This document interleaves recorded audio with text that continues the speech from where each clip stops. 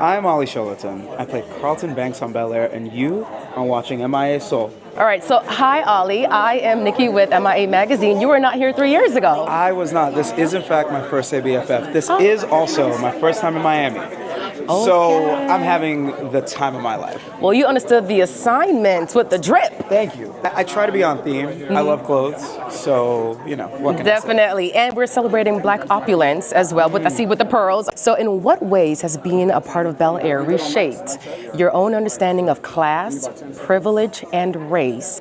And also, how can this impact the mental health of young Black men, especially in an opulent household?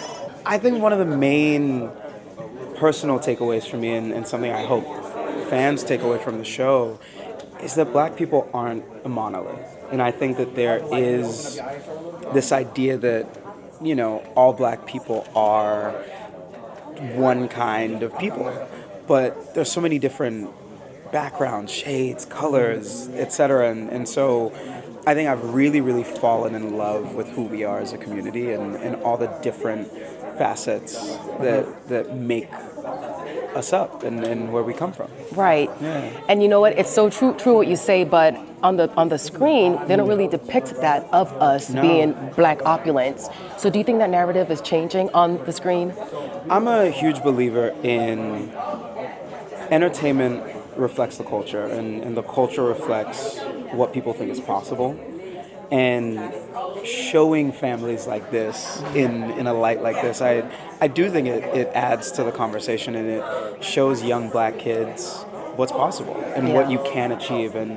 But also I think what's beautiful about the nuance of our show is it's also a cautionary tale, right? It is, here's what you can achieve, but also here are the pitfalls you can fall into, you know, on the way to that. And I think Carlton specifically speaks to that. Yeah. Speaking of Carlton, he is so vulnerable with his journey with mental health. He's suffered from anxiety. Just give me a second, okay? You I'm okay? fine. I'm fine. Just give me a second. Just fuck. Carlton, where are you? And he's used certain substances to help cope, in a sense. We are celebrating or bringing more awareness to mental health for men. So for Black men, for Black young boys, what have been the response to your character? I'll never forget, after season 2, there's this thing in Los Angeles called Black Market Flea. And it's a flea market with predominantly Black-owned businesses.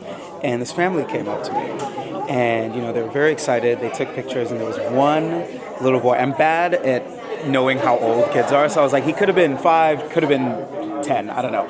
But he was, you know, younger, and he was kind of shy in the back. And I'm like, yo, dude, like, you want to take a picture? And he looks at me, and he says, you are the first Black boy I've ever seen cry on television.